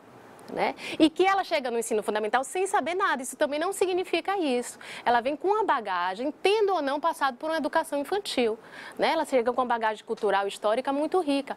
Então, assim, esse tempo, ele deve ser, voltando àquela pergunta anterior dos conteúdos, ele deve ter etapas pré-determinadas, no sentido assim, nesse primeiro ano, a criança tem que se apropriar do sistema de escrita, né? Tem que se apropriar disso. Então, vamos repensar em metodologias que dê espaço para as crianças pensar sobre o sistema nessa perspectiva do alfabetizar letrando. No segundo ano, ele pode consolidar, ampliar esses conhecimentos, né? E um terceiro ano é muito recomendável o uso da ortografia, estabelecer já, né, consolidar as regras ortográficas. Então, assim, tem um tempo. Isso não significa que a criança vai sair desse tempo e só vai aprender lá no final do ciclo. Não é isso, né? É uma a discussão que não ela é vai isso. construindo ao longo desses 600 dias letivos. Anos. E com certeza é necessária. Bom, a gente tem agora uma pergunta enviada em vídeo pelo professor Júlio Oliveira. Ele é do Rio de Janeiro. Vamos ver agora a pergunta. Boa tarde, meu nome é Júlio, eu sou do curso de Pedagogia da UFRJ e gostaria de saber se é possível pensar um currículo mínimo para alunos das camadas populares. Ok, Júlio, obrigado. Rosemary, currículo mínimo é outra grande polêmica, enfim. Para alunos das classes populares, você acha que é possível? Veja só, não dá para distanciar o que é um aluno da classe popular e não popular, o que é popular e não popular. E por que essa divisão de mínimo para quem é da classe popular? Pois é, eu entendo que, na verdade, quando nós falamos dos tempos e espaços, né, e de conteúdos, trabalhando com conceitos, com fatos e com princípios, estamos falando de seres aprendentes. E aí nós não temos como determinar de que para a camada popular X, para a camada não popular Y. Então, eu acho que é seccionar muito o sujeito aprendente, que é o estudante na escola. O ser humano tem direito à aprendizagem, isso inclusive é assegurado por lei, né? E esse ser aprendente, criança no caso que nós estamos tratando, deve ser tratado indistintamente, sem considerar questões de classe, por exemplo, né? Senão seriam tratar os iguais de forma desigual, né? Então, acho que não teríamos que dar currículo mínimo nenhum, mas sim as experiências necessárias e significativas para que essas aprendizagens fossem ricas o suficiente para uma boa compreensão do mundo, uma boa leitura de mundo, com tudo que esse mundo traz, né, para todos nós. E tratando da questão de tempo, fazendo um recorte da pergunta da colocação que você fez para a nossa colega Silvane sobre a questão dos 600 dias, você falou que você, na sua época, se alfabetizou em um ano, né? Era comum naquela época, pelo menos se dizia, né, que a criança estava alfabetizada lá ao fim da... Então tá ok, pois é. Mas para a nossa sorte, hoje em dia, para as crianças de hoje, eu fui dessa época sua, a compreensão hoje de que esse tempo de aprender, ele é heterogêneo. Esse grupo de crianças na escola não necessariamente tem necessidade só de um ano para consolidar aquelas habilidades que são necessárias. A psicologia do desenvolvimento hoje já nos traz avanços significativos para que percebamos de que estabelecer um tempo como o humano, como o mínimo e o máximo necessário para a criança dominar todos esses nossos códigos, para que ela seja uma leitora competente desse mundo, não é realmente adequado nem eficaz. A concepção dos 600 dias, ela justamente reconhece a necessidade de um tempo alargado e de uma alfabetização que não é apenas a decodificação de signos, né? Então, não é só o beabá, o bebê, o beubu, como era antigamente, as cartilhas, não é só decodificar as letras, na verdade é compreender o sentido disso. E compreender esse sentido exige da gente muito mais tempo, às vezes, do que só um ano. E quando nós falamos de alfabetização, nós nos remetemos muito só à questão da escrita. E falar de alfabetização é falar de algo mais amplo, é de compreensão de mundo. E o mundo não nos é oferecido apenas pela escrita. Existem outras formas do mundo se apresentar que precisam também ser compreendidos e que é necessária essa compreensão justamente para a caracterização de um sujeito realmente alfabetizado. Então, essa compreensão é efetiva. Um ano seria muito pouco para tudo isso, né? Para alguns pode ser necessário, para outros pode ser 2 ou 3, mas a gente alarga essa possibilidade da criança interagir com esse universo. Inclusive, me parece que oferece a possibilidade de respeitar muito mais os ritmos de cada criança, né? Exato. Gravando, eu percebi muito isso. A gente vai mostrar, já começou a mostrar no programa de segunda-feira, professores que organizam a turma em grupos e aí percebem que há grupos que estão no estágio mais avançado, outros um pouco menos, e aí vai misturando aqueles alunos para que todos possam, para garantir que todos possam aprender de fato, inclusive aprender com essas diferenças. Né? Estamos num tempo de reconhecer que o diverso, ele tem valor. É potência. E é rico. Roberto, agora, por outro lado, também os pais têm dúvidas. Uma delas, em relação ao ciclo, diz respeito à não retenção dos alunos. Também dessa época que eu e Rosimério já apontamos, em que se dizia que as crianças aprendiam a ler e escrever em um ano, se também acreditava que escola boa é aquela escola que reprovava o aluno que não conseguiu atingir os objetivos ali específicos. No ciclo de alfabetização, a retenção não é uma realidade e aí os pais ficam com essa sensação, mas o aluno vai acabar sem saber, o meu filho está passando de ano sem saber nada. Enfim, como é que os professores, né, que lidam com esses pais podem tranquilizá-los em relação a isso? É interessante você fazendo essa pergunta, a gente pensa em formação de professores, mas também em formação de pais. Sim. Isso é importante, né? Como a família deve, né, entrar no mérito dos debates curriculares, e não sendo um especialista, mas sendo curriculante, tão quanto um professor, né, e um coordenador. Precisa saber do que se passa ali. Pois é, e criar também competências para discutir, saber o que está acontecendo, né, e tomar decisões e definir situações, por que não? Eu queria retomar um pouquinho da discussão, né, antes da questão da retenção, sobre a questão dos tempos. Quer dizer, um currículo por ciclo, ele pretende não adequar um tempo para os mais fracos, mas, né, para adequar um tempo para todos. Esse é o equívoco que, às vezes, eu li uma reportagem de Veja, partida com desvantagem, uma coisa assim, de um equívoco total sobre os princípios de um currículo por ciclo de formação. E aí, né, vem a questão da retenção. A gente tem que, na realidade, mudar de paradigma em termos de compreensão do que seja uma avaliação. A avaliação tem como objetivo, né, pura e simplesmente a qualificação do processo formativo.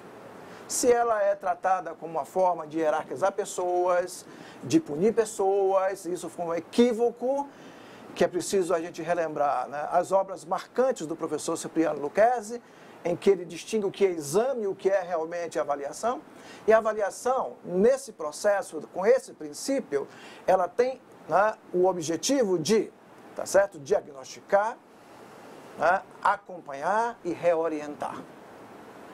E com essa perspectiva, né, o ciclo ele é extremamente caro a esse processo. Tá? A questão não é, tá, não reter ou deixar de reter. É como eu vou diagnosticar, tá, acompanhar e reorientar, tendo um tempo que respeite, tá, os tempos individuais, os tempos culturais, os tempos sociais.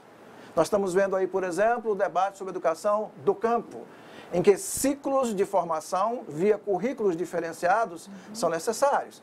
Quanto à pergunta, né, do telespectador, eu tenho a colocar de que eu compreendo bem o anseio da pergunta, tá? Para a diferença que se instaura em algumas camadas sociais, economicamente marcadas, culturalmente marcadas, como nós poderíamos pensar um currículo que pleiteasse, tá, as origens sociais, a inserção social, cultural e espiritual dessas comunidades. Tá? Eu pensaria dessa forma. Tá? Não pensaria em currículo mínimo, mas um currículo que vai pleitear essa condição. Eu diria que, tá, alguns universais são fundamentais, mas universais que a singularidade da comunidade possa eleger como formativo. E aí nós chegaríamos, tá, a um currículo, né, pertinente e relevante, e não a um currículo puramente mínimo. Ok. O segundo bloco está terminando, é hora da gente encerrar a votação da enquete. Qual foi a alternativa preferida pelos internautas? É o que a gente vai saber daqui a pouquinho. Salto para o futuro, volta já.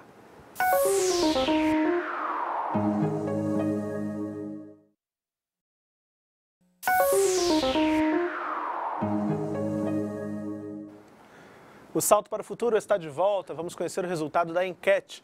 A pergunta da semana foi: considerar a aprendizagem como um direito traz mudanças para a prática do professor? Sim ou não? Agora na sua tela, a opção mais votada pelos internautas.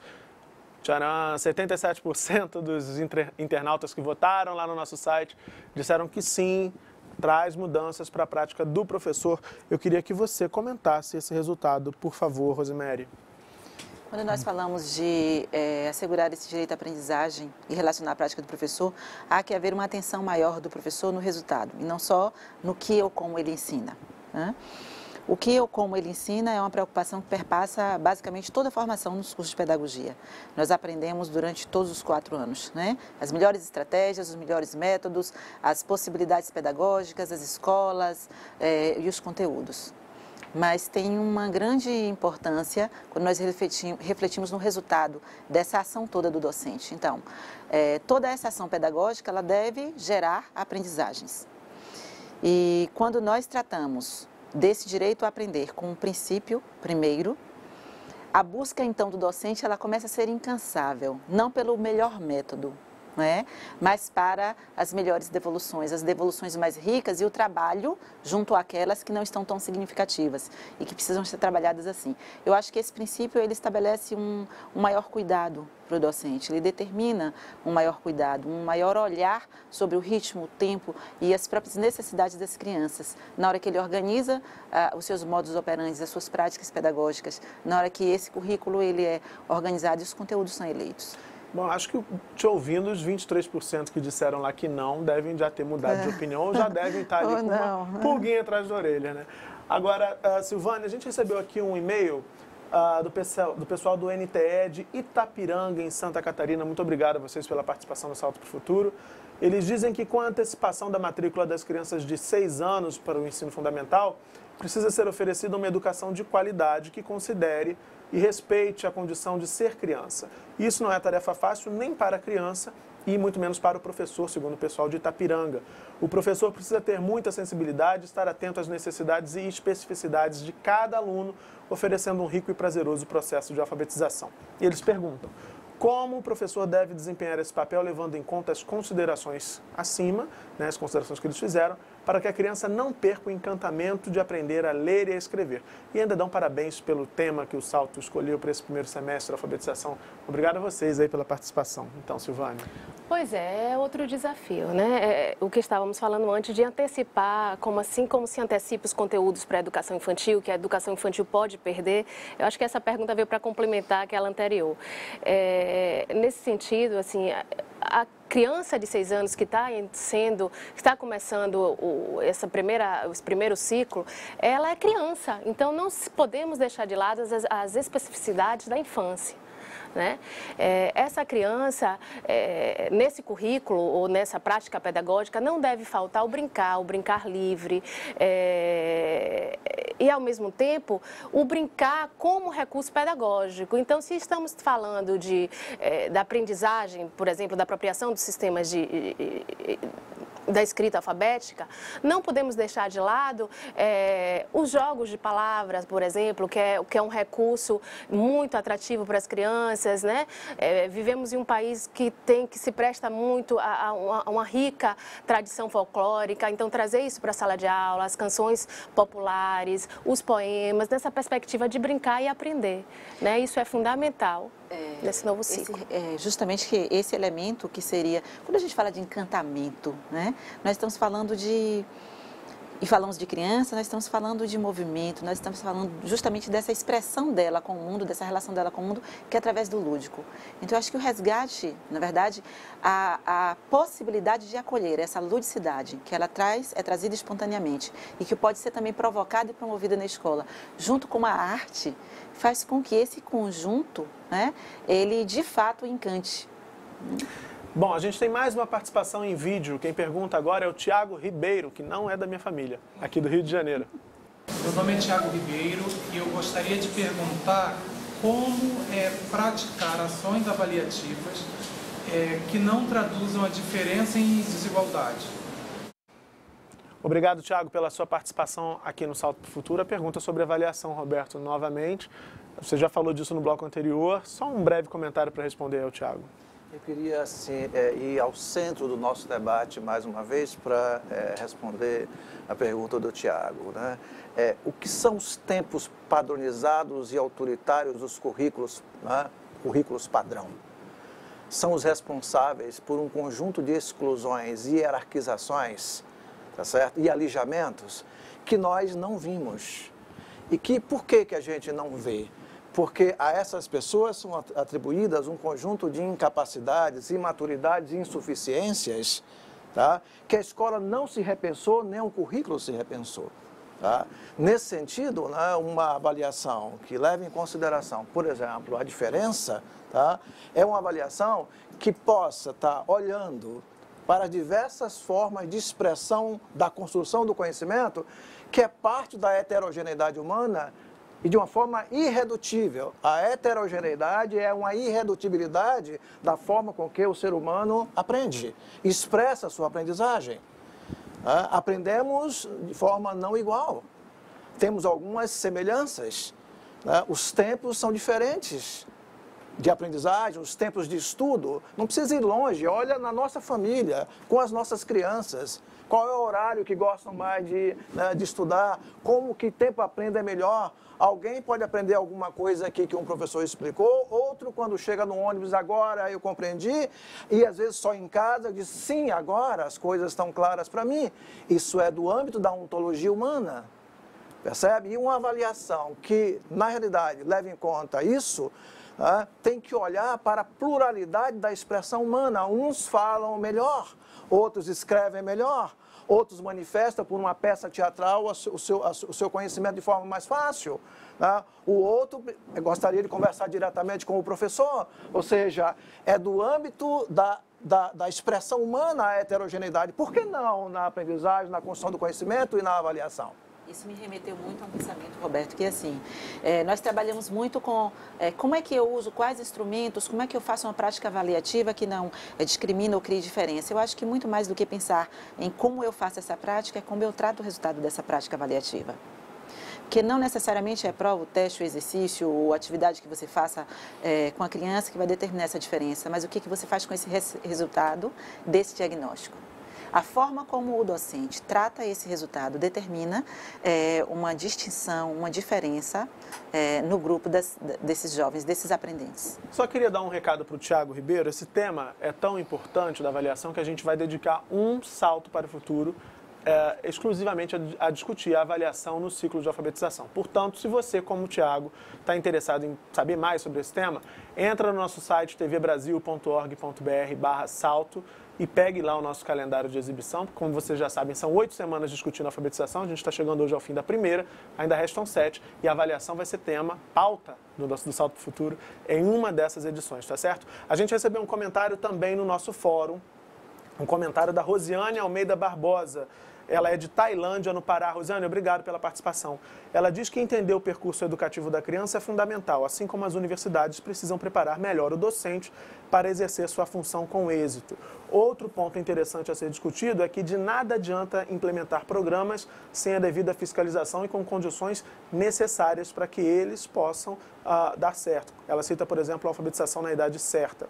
Por exemplo, diz a Rosiane, o programa diz que deve haver 25 alunos por turma. O fato é que, com todas as exigências, as salas no ciclo da alfabetização com quase 50 alunos. Diante disso, observa-se que o Estado não está preocupado em atender nossas crianças com a devida qualidade educacional que a sociedade tanto precisa. Esse é o recado da Rosiane. Silvana, eu queria que você comentasse, enfim, essa questão dos programas, do próprio acompanhamento dos programas, enfim. Ela traz uma questão muito interessante, né? Porque já se sabe hoje em dia que essa qualidade, ela também está ligada a esse número de alunos na sala de aula. Então, uma sala superlotada, ela compromete a qualidade do ensino, né? Isso é algo claro. Então, assim, o professor tem que buscar estratégias por um lado, né, é muito difícil, é outro desafio, entre tantos que estamos discutindo aqui, é muito difícil. Por outro lado, essa outra questão que ela traz dos investimentos, das políticas públicas, também é muito necessário, sobretudo na formação do professor alfabetizador, né? Já melhoramos muito, o Brasil avançou bastante nesse sentido, mas ainda falta muito a se avançar. Então, desde da estruturação do currículo dos cursos de pedagogia, né, que saem às vezes há uma matriz curricular lá de um curso, e isso é na grande maioria, né, onde há uma disciplina dedicada à alfabetização. E às vezes é didáticas e fundamentos da alfabetização nessa mesma disciplina. No entanto, o pedagogo sai apto a alfabetizar. Então, claro que não é só a questão de frequentar a disciplina, é muito mais ampla a formação, mas que isso é um dos pontos a ser discutidos, né, a formação. Em que ponto você acha que a universidade precisa avançar? Eu entrevistei, tive o prazer de entrevistar a professora Magda Soares, você também vai ver isso em breve aqui no Salto para o Futuro. Que bom. E ela me disse uma coisa que eu acho que eu não vou esquecer nunca, ela disse que não existe nada mais bonito em todo o processo de formação de um indivíduo do que o momento da alfabetização. E aí eu fico pensando nesse profissional, esse sujeito que vai ali acompanhar a criança ao longo dessa vivência, nesse momento que é tão marcante para todos nós. Em que ponto que a universidade precisa avançar mais para garantir uma formação de melhor qualidade para esse sujeito, para esse docente? Exatamente. Eu acho que essa discussão da matriz, né, da matriz curricular, ela é muito importante, onde há mais espaços dentro da universidade para debate, seminários, para trazer especialistas para esse, que seja um debate universitário, né? Além disso, os espaços dos estágios também é muito importante. Esse estágio formativo, onde deveria existir esse estágio, né? Há muitos lugares que se fala assim, o estágio, o professor que está em sala de aula ensina, traz o aluno, o estagiário, para a sua aprendizagem e isso, infelizmente, a gente não vê muito, né? O aluno está lá observando, faz as observações e sai pronto, sai do estágio de alfabetização. E, na verdade, esse estágio formativo, participativo, eu acho que é outro ponto desafiante de discussão. Rosemary quer comentar também. Tem um conceito interessantíssimo da professora Guiamar Namo de Mello, que chama simetria invertida. Ela diz o seguinte, que a profissão docente é a única em que você aprende, na verdade você aprende o ofício, você passa por um percurso formativo no exercício da própria profissão. Então veja, você entra na faculdade, faz um curso de medicina, sai médico, mas você não tem ali os médicos atuando como médicos, você faz um estágio. Contudo, a docência nós vivenciamos desde que nós entramos na escola. Então, desse ponto de vista, o curso de pedagogia, ele deveria trazer, trabalhando com esse conceito de simetria invertida, práticas e processos dentro do percurso, do currículo de um curso de ensino superior, que refletisse as diretrizes atuais para a educação básica, por exemplo, também. Nós falamos muito de construtivismo, de práticas interdisciplinares, nós falamos de criatividade, ludicidade, e a educação básica avançou muito nisso. Mas os cursos de formação ainda não internalizaram nos seus modos operantes, nas suas praxis pedagógicas, esses princípios. Quer dizer, o pedagogo formado, ele pode sair da universidade sem estar devidamente informado sobre o nível, o patamar das discussões na área da educação básica. Na verdade, teoricamente, ele sai bem apropriado. Mas a transposição desses conceitos teóricos, né, desses fatos, desses princípios para a prática, às vezes é a grande dificuldade do nosso aluno. Ele chega no estágio, ele diz assim, olha, na aula de didática você falou para mim sobre construtivismo, professor, agora eu fui para o estágio supervisionado e eu sei tudo sobre construtivismo, sobre socio-interacionismo. Mas como é que faz isso mesmo? Porque nem você faz isso em sala. Então, eu acho que ainda existe essa dicotomia. Então, os âmbitos formativos precisam internalizar também nas suas praxis essas diretrizes que são tão discutidas e acolhidas como, digamos assim, adequadas para o pensar o processo de aprendizagem do sujeito. Eu acho que a universidade ela ainda não se apropriou disso. Recentemente, eu estive num encontro que discutia novos métodos pedagógicos para o ensino superior. E aí, estudo de caso, trabalhando em grupo, seminário. Ora, são propostas metodológicas que há mais de 20 anos nós discutimos para a educação básica e fazemos um trabalho bem adequado com essas práticas que são mais criativas e mais interativas. Então, acho que essa aproximação é fundamental ainda. Bom, o primeiro Salto para o Futuro ao vivo dessa temporada de 2013 passou super rápido, infelizmente. Seria um prazer continuar conversando com vocês por mais tempo. Espero que vocês também tenham gostado. O programa de hoje fica por aqui. Muito obrigado aos convidados que estiveram aqui com a gente hoje. Silvane Ribeiro, pesquisadora em Psicologia da Educação. Roberto Sidney Macedo, professor da Faculdade de Educação da Universidade Federal da Bahia. E Rosemary Lacerda Ramos, também professora também, né, da Faculdade Social da Bahia. E muito, mas muito obrigado mesmo a você que esteve com a gente durante o programa de hoje. Não esqueça, na próxima segunda-feira, dia 8, às 5 da tarde, novo horário do Salto, espalhe aí para os seus colegas. Tem mais um Salto para o Futuro inédito. O tema alfabetização continua em destaque. Vamos falar da importância do planejamento. E na quarta, dia 10, anote aí, hein? Tem debate ao vivo. Tá combinado? A gente se encontra aqui no Salto para o Futuro, um programa da TV Escola, o canal da educação. Tchau!